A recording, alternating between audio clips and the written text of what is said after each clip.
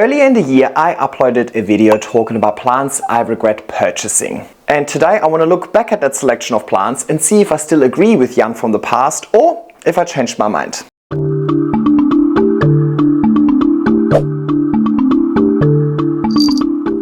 Hey everybody, and welcome back to my YouTube channel. First things first, regret is a strong word. I don't think that I actually regret any of my plant purchases. At the end of the day, they're just plants. And yes, some of my decisions back in the days were a little bit stupid, and sometimes I just bought a plant because, it filled an emotional void rather than actually being a plant that I want in my collection. And you know what? That is okay. And the other thing that is okay is changing your mind. I'm not shy to admit when I changed my mind, because at times my opinions can be heavily based on emotions. If a plant isn't growing for me, I am more likely to regret that plant purchase. Whereas if a plant is suddenly thriving and living its best life, I obviously have a much better time growing this plant and thus appreciate the plant being in my collection. I suppose I love being good at things, and when things don't work out the way that I want them to work out, I am quick to judge the plant rather than judging myself.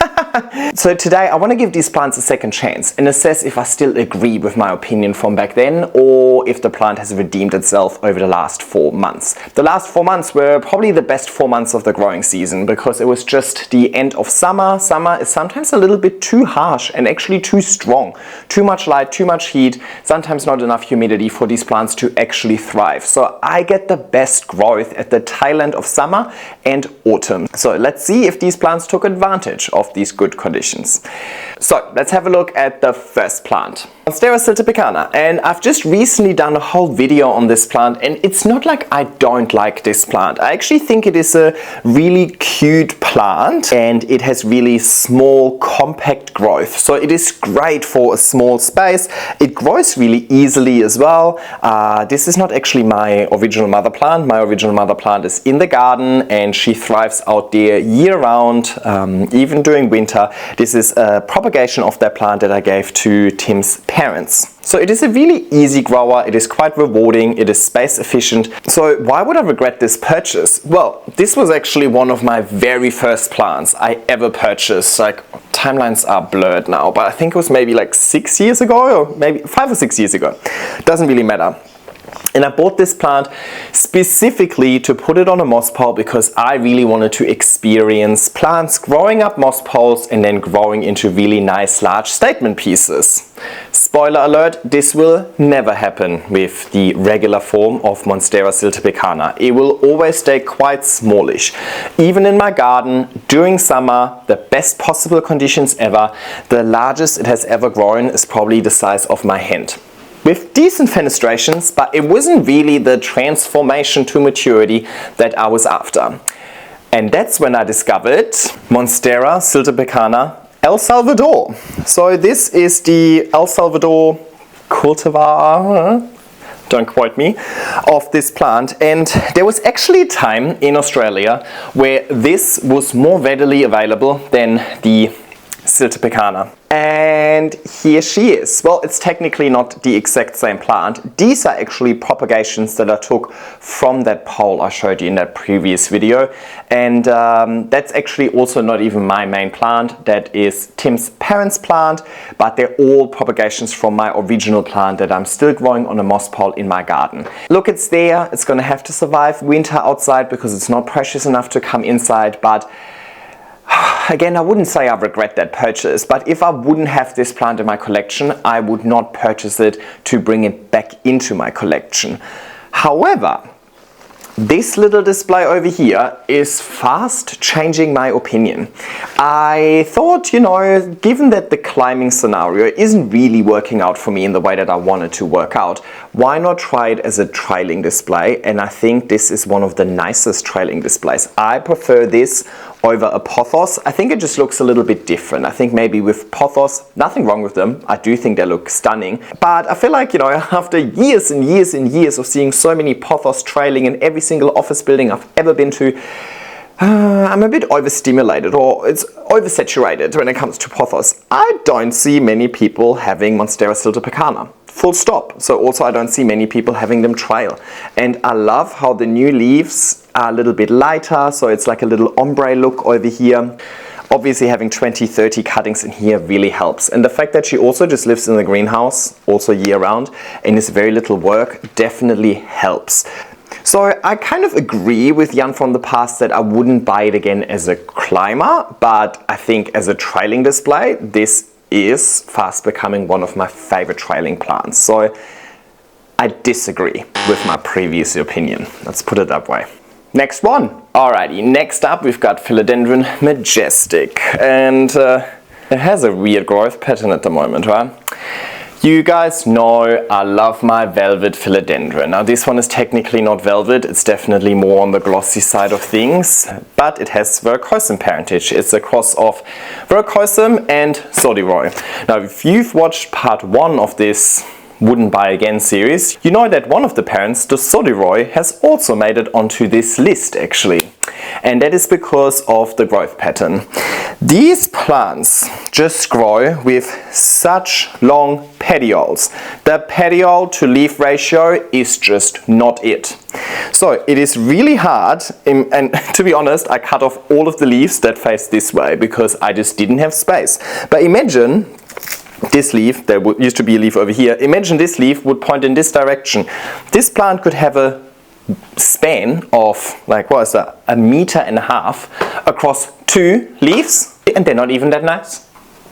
I think at some stage I will have to part ways with it, but see how we go. Maybe I should chop it up one more time and see how I go. And here we are.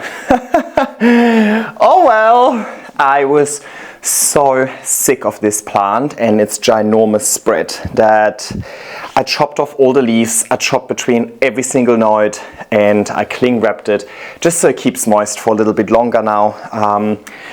It's upstairs in my attic where I don't have to look at it, so I don't mind the hideous look of the cling wrap. I would never do that to a plant that is in my immediate surrounding, because this is even worse to look at than that ginormous spread it had in the first place.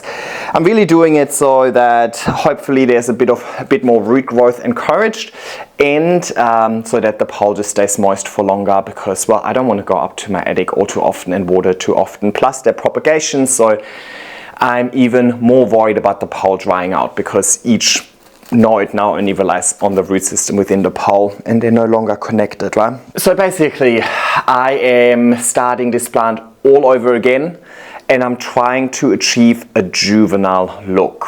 Now if all of this fails, that's okay, because I do actually gave a backup to Tim as well, and it's doing okay in his place actually, and he has just a lot more space, so if a plant spreads a little bit and so on, it's not really an issue. But for the size of my collection and the way that I want this plant to fit into my collection, it is just not suited. It's just too much of a space commitment, and the leaves are not pretty enough to justify that. So it was very much a purchase to complete the family. In hindsight, I really did not need to complete the family. So yeah, I stand by my original opinion that I regret this plant purchase. I think there are so many other hard leaf philodendron that I much rather purchase and make room available for. So I don't know, this plant really needs to redeem itself if I ever want to consider this beautiful again. I feel like I'm setting it an impossible task. But you know what, we'll see. Clearly I changed my mind on other plants before, so who knows. I mean, I even came around to growing alocasias at some stage, which I would have never expected. What's next, caletheas? And let's have a look at the next one. The next plant is Filidendrin Majestic. I purchased that plant, wow, I feel like everything is 4 years ago, but I think it was 4-ish years ago. And I actually even did a full plant spotlight on this plant as well, because I very much enjoyed growing this plant initially. I got it as a small cutting, and it's one of these plants that within just, I think, 2 poles, it actually matured really nicely in my indoor setting, so it really enjoyed my conditions. But it had a massive spread. Similar to the Majestic, huge petioles, at least with huge leaves, but in my small apartment I just couldn't really fit it in, and ultimately the leaves were a little bit boring, just green, and That's fine. I don't mind just a green leaf, but I think compared to a lot of the velvets that I've got or the plants that have nice fenestrations and so on, I think the amount of real estate it took up to the value it adds to the collection wasn't really balanced, right? Like if a plant takes up that amount of real estate, you want it to be a showstopper, not a filler. This one is a filler, but with a spread like this, then it's no longer a filler, then it's a space hoarder, right? So when I had to move out of my apartment where this plant grew so nicely, I put it in my garden because that was the only space that I had for this plant where I could fit it, and it hated it and died. End of the story. I stand by everything I said. I do agree that the journey of growing it was actually really nice, but I just think it is not interesting enough for the space that it takes up. It just looks like an oversized lettuce leaf to me. I think it's another one of those where I would have loved to keep a juvenile, but it didn't really work out for me. Like it was just growing and maturing, and then when I gave it insufficient conditions, aka I put it outside, it just died. So not too sure. I feel like I'm not very successful at keeping a plant juvenile on purpose, because I think the way that I set up my plants, the way that I grow my plants, everything has been optimized for maturities. If somebody would offer me a free cutting of an STI to bring back into my collection, I would decline. That says it all, doesn't it? Next is my Philidendrin plowmani. Let me bring it closer. It has actually reshot down there and is now producing new leaves. Coming back to the whole let's complete the family photo issue that I mentioned with the Majestic. I went through this phase 4-ish years ago where I just needed to have every single philodendron that has a heart-shaped leaf. So I got a Dean McDowell, I got a Pasta, I obviously had a Gloriosum, I had another Gloriosum because the first one didn't like me. I had a Mame, I had a Silver Cloud, and then I had a plowmani. The plowmani is the only one that's left, because it is technically my favorite out of all of them. When grown nicely, it has the nicest features. It has nice pink backs, it has nice ruffles on the petioles, it has nice silver markings, and so on. So it itself, in theory, sounds right, but what I didn't really think about is, first of all, the space commitment, and second of all, the absolute spider mite infestations. Spider mites really love my crawlers, specifically the Silver Cloud and the Pasta, and the Dean actually, and the Mame. Yeah, those four all lost to spider mites. Actually, not completely lost. I put a little bit of stem in my garden and they are actually growing leaves out there, right? But like 2 leaves a year.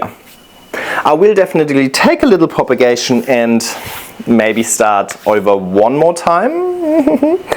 But it's a plant where I actually prefer it to stay a little bit more juvenile. I just don't know how. I don't know how to keep it juvenile. I don't know how to keep it juvenile while still making it grow. Once I make it grow, it likes to mature. If I give it insufficient conditions so that it stays juvenile, it doesn't grow at all and just drops the existing leaves. So I feel like I can choose between a mature ugly plant or wet stick. But I don't know how to achieve that continuously juvenile stage that I actually like. I don't know which side to show you because it doesn't really have a nice display side. Let's just focus on this one leaf here.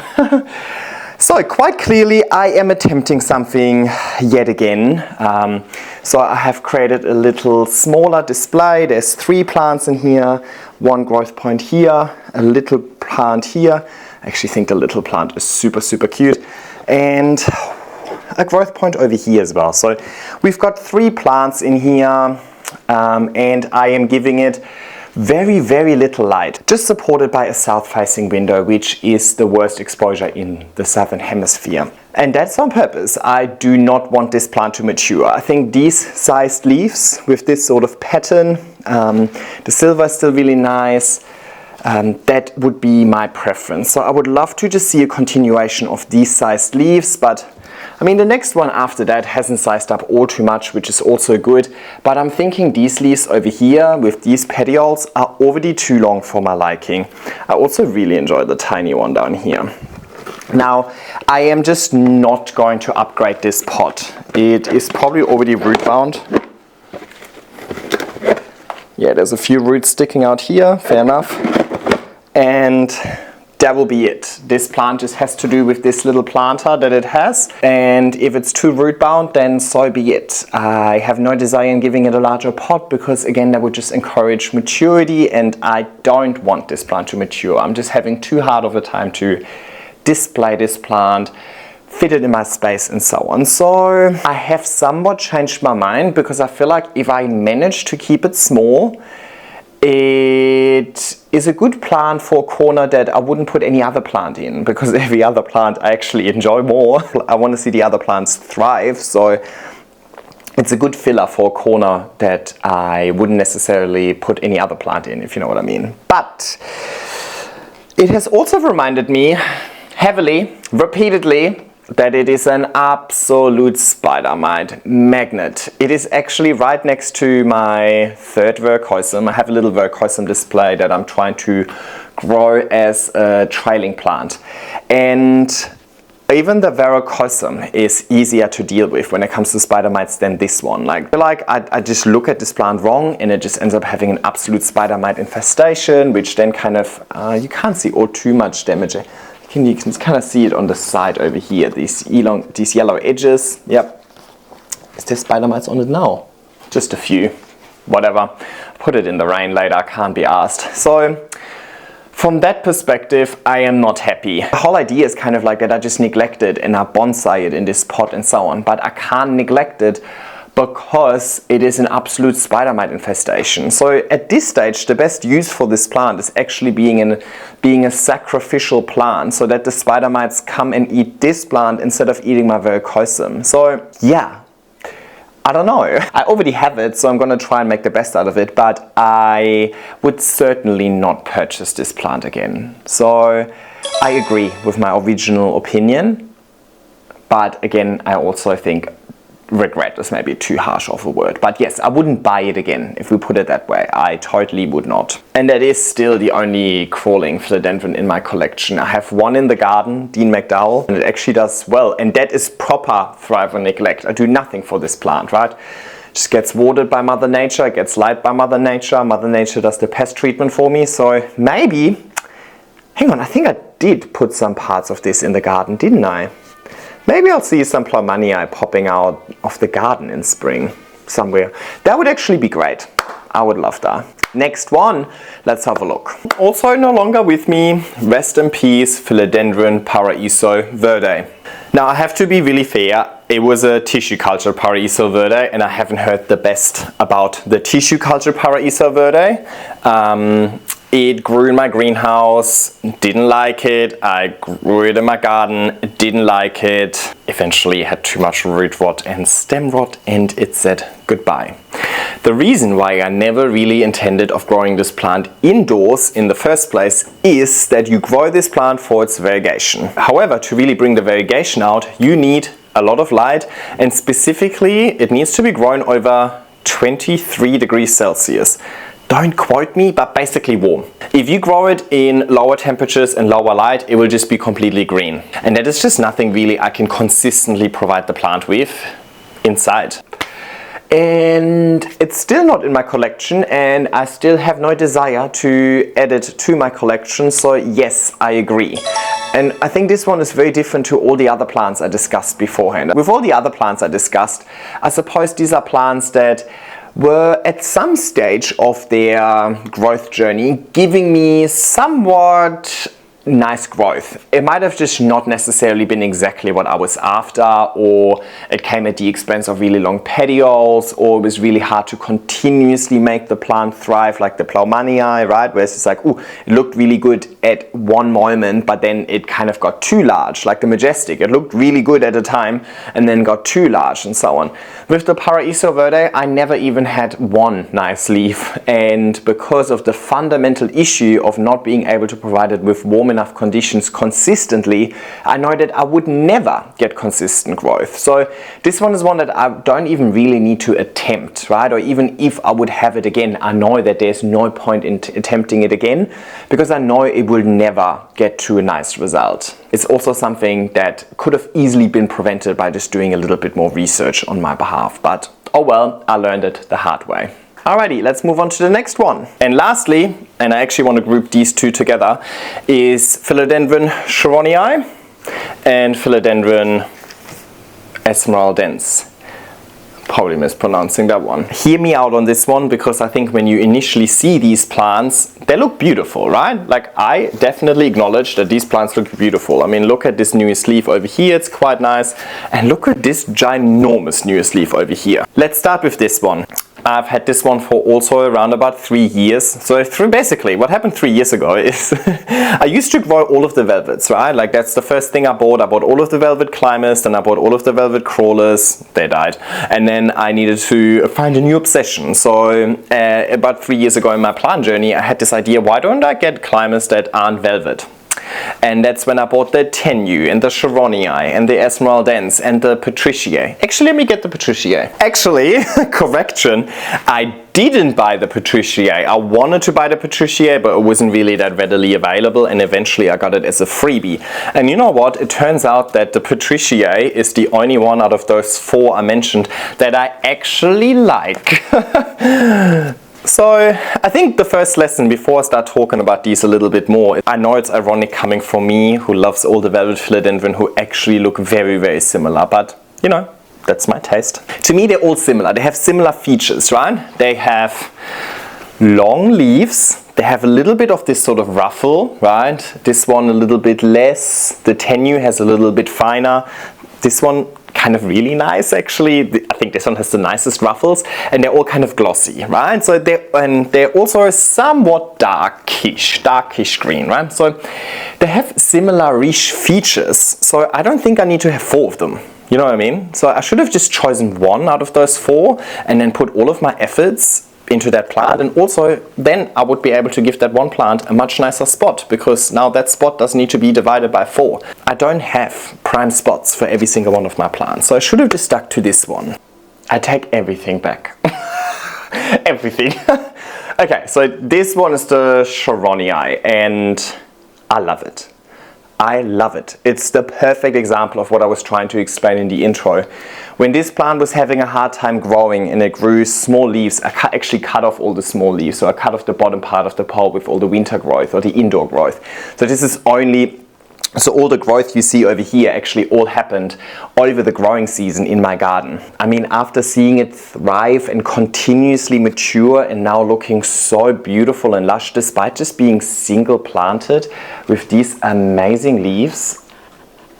And look how glossy it is. I don't shine my leaves or whatever, it's just brand new. Yeah, how can I possibly regret this purchase? The real challenge, however, will be making this thrive indoors. But now that it looks so good, I am happy to make room for this plant and fit it into my collection and dedicate a good spot to this plant so that it can continuously thrive in my collection. If the plant doesn't really look that good, it's hard for me to dedicate a good space to it, not knowing if it will ever thrive in that spot in the first place, and then taking a nice plant out of that spot instead, right? So I have so many plants. One of the biggest challenges for me is prioritizing which plant gets the good conditions and which plant just has to take the back seat and kind of fight for their survival. 4 months ago, this was still kind of a back seat plant, but now that it looks like this, it is a front seat plant, and I am very, very happy that I had this in my collection. But it took a good almost 3 years for me to really appreciate this plant. So I'm glad I was holding on to it after all. But yeah, I mean, this is just so beautiful. So that's the first one, but there was another one. I kind of grouped them all together. This one is the Esmeraldens, growing a new leaf over here. It's still unfurling. It's looking a bit deflated still, but it will look amazing within the next couple of weeks. And I have also put more effort into managing these petioles, so the plant is more compact. obviously still has ginormous petioles. Same with this one, ginormous petioles. So I still agree with the issue of them having way too long of a petiole, requiring too much management and taking up too much space, but we are getting into this territory where each leaf is just worth the space. Now specifically what actually changed my mind with this one is the way that it fits into my wall of aeroids. I have a ginormous glorious, and the glorious has also super long petioles, like almost twice the size of these. So even if the glorious grows down here, due to the petiole, the leaf is somewhere up here. And I manage it nicely, but I end up seeing a lot of petiole on that plant, if you know what I mean, right? Imagine over here we've got a little second plant down there, right? That fills that space. But imagine the second plant wouldn't be there. You would basically see a whole lot of just pole, right?